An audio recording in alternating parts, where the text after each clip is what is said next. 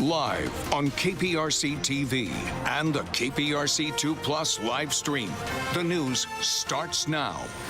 The Houston Police Officers Union says all HPD officers involved in the Lakewood church shooting will have access to peer support teams and will receive psychological treatment if needed. The union's president says they're also offering mental health resources to the off-duty TABC officer who helped take down that shooter. The tragic incident raising questions about how our first responders or witnesses can overcome any post-traumatic stress that develops after something like this. Here to help us better understand PTSD is licensed clinical social worker Jay Combest.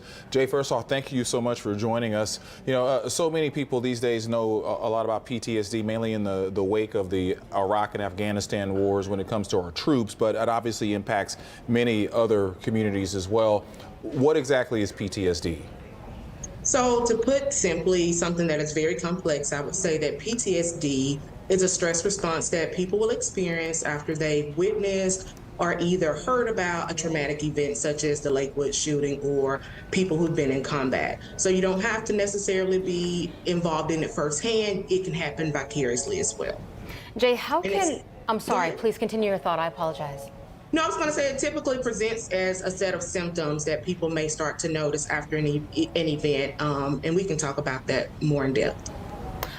Jay, how can witnessing violence impact our first responders, particularly officers who have to shoot a suspect in order to save lives? Yeah, they will most likely experience those symptoms, which could include intrusive memories of the event. One that is typically less common, not less common, but less recognizable is avoidance. And that's because due to human nature, we want to avoid thinking about those traumatic events. So symptoms that present that start to affect their daily lives, their family, being able to work, are cause for concern, which likely first responders will experience at one point or another. One thing for them to remember is to be open about what they're experiencing and to seek whatever appropriate help is available.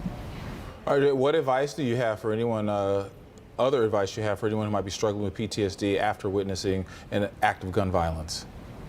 One thing is to avoid use of substances, whether it be drugs or alcohol, as a way to numb or cope with what they've experienced. Trying to keep a routine can be very hard, but is beneficial and helpful for those individuals. Routine things such as eating or sleeping are often neglected whenever people experience those symptoms of a traumatic stress event.